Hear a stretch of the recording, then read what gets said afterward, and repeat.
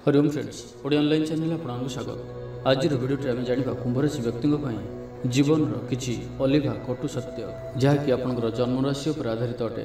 देखो जदि आपंकर नाम ए सखी आरंभ होती जदि आपंकर राशि कुंभ अटे तो यह भिडियोटी आपंपाई भिडियोटी एमती किसी कथा आप जानीपर एमती किसी रहस्य आपंकर जीवन विषय जानीपर हुए तो एपरी किसी कथा आप आगु शुणी नथिबे कहीं मिली था जीवन में एत अधिक दुख क्यों राशि मान सर्वदा आप दूरे रे क्यों वर्ष आपंकर भाग्य चमकी थाए स्वभाव गुण अवगुण क्यों क्षेत्र में आप सर्वदा आग रही था प्रत्येकटी विषय पर विस्तृत भाव में कहुई। भिडियोटी को निश्चित रूप शेष पर्यंत देखूँ एवं भल लगे लाइक टे निश्चित करूँ। देखो यही राशिजात व्यक्तिर धनिष्ठ नक्षत्र शतभिक्षा नक्षत्र और पूर्वभद्र नक्षत्र होकर नामर प्रथम अक्षर गु गे गौ स सी सो से दा ते एमध्य अन्यतम अटे। नामर प्रथम अक्षर यही सब थे आपंकर कुंभ राशि विचार करा जाए। यार राशिधिपति ग्रह होती शनि। यही राशिजात व्यक्ति तमगुणर प्रतीक अटंती। कुंभ समान आपण गंभीर और परोपकारी अटंती। जेपरि सिंह झांप मारिबा पूर्व गोटे पाद पछकु जाइए सेहीपरि जदि जीवन आपन को पछकु टाणिबाकु चेष्टा करिथाए तो आपण आहुरी अधिक शक्तिशाली होई आउ एक पाद आगु को बढ़ी जाइए। आपण यह तो शुणिथिबे कि कठिन परिस्थिति रे बुद्धिमान लोक रास्ता खोजी थांती किंतु दुर्बल स्वभाव संपन्न लोक बाहाना खोजी थांती। एमाने कठिन समय निजर रास्ता खोजिबा बदल रे निजर एक नुआ रास्ता प्रस्तुत कर दै थांती। एमानकु कहार सहानुभूतिर आवश्यकता पड़ी न थाए। सिंह समान होई थांती। जेपरि जंगल रे सिंह गर्जन करिथाए तो प्रत्येक जीवजंतु लुचि जाई थांती सेहीपरि एही नामर व्यक्ति कहा सहित भी शत्रुता रखा पसंद करती ना किंतु जदि कहीं बारंबार एम प्रति शत्रुता आचरण करती तो एमनकर सिंह समान प्रकृत रूप समय आसिले अवश्य देखाई था। निजर परिचय निजे ही सृष्टि करते। एमाने निजर छवि को एपरी प्रस्तुत करते कि जो स्थान को भी जाइथांती सेठारे निजर छाप निश्चिंत पकाई था। प्रत्येक लोक तो एपरी ही दुनिया को आसती और चली जाती किंतु यह व्यक्ति दुनिया रे निजर एक अलग ही परिचय और निजर ख्याति और सम्मान सृष्टि करते। दुनिया रे निजर एक अलग ही परिचय सृष्टि करबा एमानकर सबुठारु प्रिय रुचि रही थाए। एमाने जश और ख्यातिर अधिकारी होइथांती और एपरि किछि करिथांती कि दुनिया रे प्रत्येक स्थान रे केवल एमानकर ही चर्चा होइथाए। सेमाने निरंतर परिश्रम करिथांती और गोटिए दिन निजर नाम दुनिया रे विख्यात करिथांती। एही व्यक्ति अनेक व्यक्तिमानक मध्यरु गोटिए होइथांती। एही लोक सेल्फ मेड होइथांती। एही लोक माने निजर बल रे ही सब किछि पाइथांती। एही व्यक्ति देखाई हेबारे आदौ पसंद करंती नाही। एमानकर स्वभाव केवल भल नुहे बहुत ही भल होइथाए। एमाने सर्वदा विश्वसनीय रही थांती। एमानकर संपर्क रे जी भी आसी जाइथांती तांको भी एमाने निज परि कर दै थांती। एमाने देखिबाकू खूब सुंदर बुद्धिमान और आकर्षक होइथांती। एमानकु श्रेष्ठ और सम्मानित व्यक्ति हेबार इच्छा बहुत ही अधिक रही थाए। सोशल लाइफ रे एमाने हस हस मुह और सहजर ही अन्य मानक सह मिसी जाउथिबा लोकंक भଳି होइथांती। कोनोसी भी कार्य को एमाने एक अलग धरणर करबाकू पसंद करिथांती। आपण एक स्वतंत्र प्रिय व्यक्ति होइथांती। आपनकु कहार अधीन रही कार्य करबा आदौ पसंद हुए नाही। एमाने निजर कथा कहबार शैली द्वारा सहजर ही अन्य मानकु निज प्रति अट्रैक्ट करि थांती। जे कहीं भी एमानकर कथा कहबार शैली देखि एते जे इम्प्रेस हो जाए कि से एहांकर फैन हो जाई थांती। एमानकु कहा विषय किछि भी नेगेटिव कथा कहबा आदौ पसंद होई न थाए। आपण काहाकु कहा विषय किछि भी भूल कहि न थांती। एमाने हृदय सफा होई थांती। एमानकु कहार भी लाइफ रे इंटरफेयर करबा आदौ पसंद होई न थाए। एही व्यक्ति निजर मित्रमानक पई खराब समय रे सर्वदा ही ढाल सदृश रही थांती। निजर मित्रं को सहयोग करने क्षेत्र में एमाने सर्वदा आगधाड़ी रही थांती। एमानकु अभिनय करबा आदौ पसंद होई न थाए। अर्थ एमानकर हृदय रे जहा थाए ताहा ही मुहरे देखा दिए। एमाने साधारणतः गर्वी रतिप्रिय कृपण मानी राजवल्लभ रूपवंत ख्यातिनामा चक्षु रक्तवर्ण आमबात देही अल्प पंडित श्रृंगार भोगी तुरुतुरिया स्वभावी कर्कश स्वभाव लंपट और आजन्म सुखी देव ब्राह्मणकठारे भक्ति धनवंत क्षणकोपी क्रूर और हिंस्रक। धनिष्ठ नक्षत्र महिला माने कला को धरिकरी गृह परिचालना करिबारे धुरंधर स्थूल कपल गौरवर्ण बा श्यामल वर्ण पृथुल शरीर बुद्धिवंत विद्वान कवि पंडित सुलेखक विचक्षण बुद्धि गांधार विद्यारे रत गीत वाद्यप्रिय कौतिकी मधुर वचन गायक और गायिका विपुल लक्ष्मी बहुल व्यय जासीन दिय तीन गुण निय राजसेवा तेजवंत बात पित्त देही शाकाहार रे श्रद्धा आमिष भक्षण करती मधुरस रे प्रीति पेट व्यथा कामतुर ବାଣିଜ୍ୟରେ ଲାଭ, ଚାଷରେ ମଧ୍ୟମ, ପ୍ରଶଂସାର ପାତ୍ର, ବିଷ୍ଣୁ ବୈଷ୍ଣବ ସେବାକାରୀ, ପାପପୁଣ୍ୟ ବିଚାରକ, ଉତ୍ତମ ବୈଦ୍ୟ, ରାଜନୀତିଜ୍ଞ, ଗୃହ ବୈଦ୍ୟ ଓ ତ୍ରିକାଳଦର୍ଶୀ।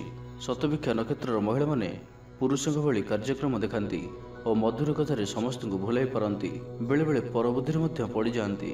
ଗଜକପାଳ, ହର୍ଷମୁଖ, ବିଦ୍ୟାରେ ଶ୍ରଦ୍ଧା, ଚଞ୍ଚଳା, ପାଣ୍ଡିତ୍ୟ, କୁଳଶ୍ରେଷ୍ଠ, କେଶ ଉତ୍ତମ, ଭାର୍ଯ୍ୟ ଦୁଷ୍ଟ, ବହୁକୁଟୁମ୍ବୀ, ରାଜସେବକ, ବହୁ ବିଳାସୀ, କୃଷିକାରୀ, ବିଚାରକ, ଉଚ୍ଚମନା, ଭୋଜନପ୍ରିୟ, ବାଲ୍ୟକାଳେ ଦୁଃଖୀ, ଦାନ୍ତମାନ ବଡ଼ ବଡ଼, ଅଳ୍ପଦାତା ଓ ପୂର୍ବଭଦ୍ର ନକ୍ଷତ୍ରର ମହିଳାମାନେ ଦେବତା ଭକ୍ତି ଉପାସନାରେ ବ୍ରତୀ ହୁଅନ୍ତି। ତ ଏବେ ଜାଣିବା କି କୁମ୍ଭ ରାଶିର ବ୍ୟକ୍ତିମାନଙ୍କ ପାଇଁ ଏମାନଙ୍କର ସ୍ୱାସ୍ଥ୍ୟ କିପରି ରହିଥାଏ। ଏମାନଙ୍କର ଚେହେରାର ବିଶେଷତ୍ୱ ହେଲା ମଧ୍ୟମ ଉଚ୍ଚତା ସମ୍ପନ୍ନ ବ୍ୟକ୍ତି, କର୍କଶ କଣ୍ଠ, ରୂପବନ୍ତ କର୍ଣ୍ଣ, ସୁନ୍ଦର ଚକ୍ଷୁ, ରକ୍ତବର୍ଣ୍ଣ ଦୀର୍ଘ ଗ୍ରୀବା, ପ୍ରଶସ୍ତ ପୃଷ୍ଠଦେଶ ଓ ଦୀର୍ଘ ଚରଣ, ଉରୁପୃଷ୍ଠ ବଡ଼ ବଡ଼ ଦାନ୍ତ, ଖର, ଲୋମସ, ଜଘନ କଟି ଓ ଉଦରାଙ୍ଗର ସ୍ଥୂଳତା।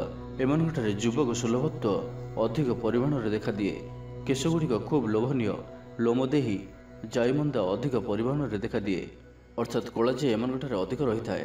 ଉକ୍ତ ରାଶିଜାତ ବ୍ୟକ୍ତିମାନଙ୍କର ଆମବାତ, ରକ୍ତ ଅପରିଷ୍କାର ଜନିତ ରୋଗ, ସ୍ନାୟୁବିକ ଦୁର୍ବଳତା, ବାୟୁଦୋଷ, ମଧୁମେହ, କାମଳ, ରକ୍ତଚାପ, ପକ୍ଷାଘାତ, ଆଣ୍ଠୁଗଣ୍ଠି ବାତ, ମାନସିକ ରୋଗ, ମୁଣ୍ଡବିନ୍ଧା, ଅମ୍ଳବ୍ୟାଧି, ଗନେରିଆ, ମାନସିକ ଦୁଶ୍ଚିନ୍ତା, ପେଟଜନିତ ରୋଗ, ପାକସ୍ଥଳୀ ଓ ଅନ୍ତର୍ନାଳୀଜନିତ ରୋଗ, ମୂତ୍ରାଶୟରେ ଯନ୍ତ୍ରଣା। ବୟସ ବୃଦ୍ଧି ସଙ୍ଗେ ସଙ୍ଗେ ସୁଖାଦ୍ୟ ଓ ସଂଯମ ପ୍ରତି ଅଧିକ ଧ୍ୟାନ ରଖନ୍ତୁ ଓ ପ୍ରତିଦିନ ବ୍ୟାୟାମ କରନ୍ତୁ। ଏହା ଆପଣଙ୍କ ପାଇଁ ଅତି ଆବଶ୍ୟକ ଅଟେ। ତ ଏବେ ଆସନ୍ତୁ ଜାଣିବା କି କୁମ୍ଭ ରାଶିର ବ୍ୟକ୍ତିମାନଙ୍କ ପାଇଁ ଏମାନଙ୍କର ସ୍ୱଭାବ କିପରି ହୋଇଥାଏ। ଏମାନେ ଚତୁର ବୁଦ୍ଧିସମ୍ପନ୍ନ, ଧୈର୍ଯ୍ୟବନ୍ତ, କ୍ଷଣକୋପୀ, କାମତୁର, କ୍ରୂର ଓ ହିଂସ୍ରକ, ବ୍ୟବହାରରେ କୌଶଳୀ, ଶାନ୍ତ ସ୍ୱଭାବ, ସାହିତ୍ୟ, ଧର୍ମଦର୍ଶନ, ଜ୍ୟୋତିଷଶାସ୍ତ୍ର, କାବ୍ୟ କବିତା, ଗାନ୍ଧାର ବିଦ୍ୟା, ସଙ୍ଗୀତରେ ପାରଦର୍ଶିତା ଦେଖାଇଥାନ୍ତି। ସମାଜର କଲ୍ୟାଣ ନିମନ୍ତେ ଆପଣ ଅନେକ ଉଦ୍ୟମ କରିଥାନ୍ତି। ଆପଣ ଜଣେ ବିପ୍ଳବୀ ଓ କର୍ମବୀର ଅଟନ୍ତି। ସଂସ୍କାରବାଦୀ ଚିନ୍ତାଧାରା ସବୁବେଳେ ଆପଣଙ୍କ ମୁଣ୍ଡରେ ଖେଳୁଥାଏ।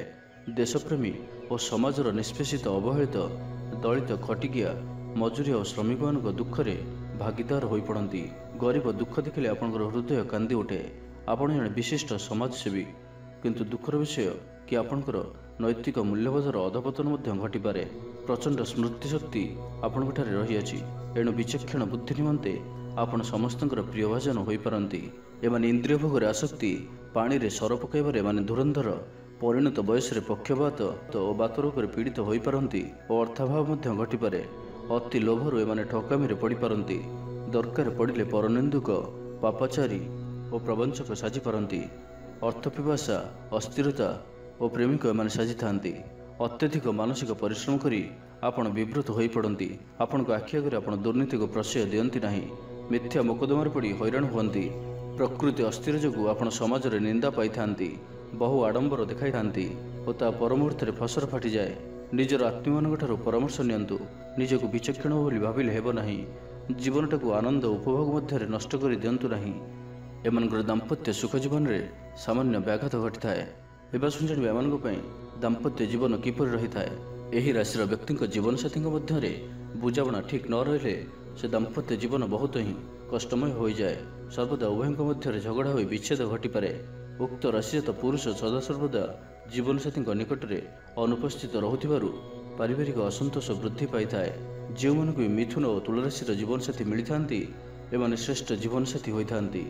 ବୃଷ, ବିଚ୍ଛା ଓ ସିଂହ ରାଶିର ପୁରୁଷ ଓ ସ୍ତ୍ରୀଙ୍କୁ ବିବାହ କଲେ ଜୀବନ ସାମାନ୍ୟ ଅଶାନ୍ତିରେ ଘଟିଥାଏ। ଏବେ ଜାଣିବା ଆପଣଙ୍କର ପାରିବାରିକ ଜୀବନ କିପରି ରହିଥାଏ। ଏହି ରାଶିଜାତ ବ୍ୟକ୍ତି ଶାନ୍ତ, ସରଳ ଓ ସେବାକାରୀ ଓ ଜ୍ଞାନବନ୍ତ ଅଟନ୍ତି। ପରିବାରର ସମସ୍ତ ସଦସ୍ୟଙ୍କୁ ସମାନ ଭାବରେ ଦେଖନ୍ତି। ପରିବାରର ଭାର ଆପଣଙ୍କ ଉପରେ ରହିଥାଏ। ସେମାନଙ୍କ ସେବାରେ ଆପଣଙ୍କର ଆନନ୍ଦ ଆସିଥାଏ। ମାନବ ସେବା ହିଁ ଭଗବାନଙ୍କର ସେବା ବୋଲି ଆପଣ ଚିନ୍ତା କରିଥାନ୍ତି। ଆପଣ ଜଣେ ସାମ୍ୟବାଦୀ ଓ ବିପ୍ଳବୀ ଓ କର୍ମବୀର ତଥା ତର୍କବୀର ହୋଇଥିଲେ ମଧ୍ୟ ନିଜର ସଂସ୍କୃତି ଓ ଐତିହ୍ୟକୁ ନବାନୁରାଗ, ବୈରାଗ୍ୟ ଓ ଉନ୍ମେଷର କଥାଗୁଡ଼ିକ ମନରେ ଆନ୍ଦୋଳିତ କରେ। ପିତା, ମାତା, ଭାଇ, ବନ୍ଧୁ, ଆତ୍ମୀୟ ସ୍ୱଜନଙ୍କର ସ୍ନେହମୟ ବନ୍ଧନରେ ପ୍ରାଣମନ ଆପଣଙ୍କର ଛଟପଟ ହୁଏ। ମନ ବୈରାଗ୍ୟର ନିଶାରେ ପାଗଳ ଭଳି ହୋଇ ସେ ଚାହେଁ ସଂସାରରୂପୀ ଶିକୁଳି କାଟିଦେଇ ସେ କିପରି ମୁକ୍ତ ହେବ। ବ୍ୟାକୁଳ ସମୟରେ ଆପଣ ଭଗବାନଙ୍କୁ ଅଧିକ ମନେ ପକାନ୍ତି। एबे आसुन जानिबा कि कुंभ राशि व्यक्तियों ପାଇଁ କିଛି शुभ जिनिस विषय आपनको ପାଇଁ शुभ दिन ହେଉଛି ଶନିବାର। ଶନିବାର ଦିନଟି ଆପଣଙ୍କ ପାଇଁ ବହୁତ ହିଁ शुभ विचार କରାଯାଏ ଓ ଶୁକ୍ରବାର ମଧ୍ୟ ଆପଣଙ୍କ ପାଇଁ ଉତ୍ତମ ଅଟେ। शुभ संख्या ଆପଣଙ୍କ ପାଇଁ 1 ଓ ଶୂନ ସଂଖ୍ୟାଟି ମଧ୍ୟ ଉତ୍ତମ। ଶ୍ରେଷ୍ଠ ଧାତୁ ଶିଶକ, ଶ୍ରେଷ୍ଠ ରତ୍ନ ଇନ୍ଦ୍ରନୀଳ ବା ନୀଳ ଅଥବା ଗୋମେଦ, ଶ୍ରେଷ୍ଠ ଚେରମୂଳ ବାଡ଼ି ଅଁଳା, शुभ वर्ण कला नील धूसर और बैगणी। यही सब रंग आपंक अत्यंत शुभ। आपणकर आराध्य देवता शनि। केतक क्षेत्र में श्री गणेश जी को पूजा कर देखा जाए। तंत्र मते दक्षिणकाली प्रकारांतर देवता काल और अवतार कूर्म बा बराह। तो आपण कूर्म बा बराह अवतार को पूजिले आपणकर सर्वरिष्ठ खंडन हुए एवं कुंभ राशि राष्ट्राधिपति शनि होता।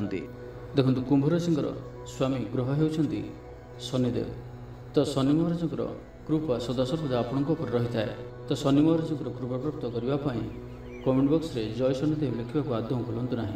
वीडियो को लाइक करने सहित अन्य अधिक अधिक शेयर करूँ और जो मैंने आम चैनल सब्सक्राइब करना सब्सक्राइब करने सहित पाखे बेल आइकन प्रेस करूँ जहाँफल आम जो वीडियो अपलोड करूँ सर्वप्रथम पाइपर। धन्यवाद।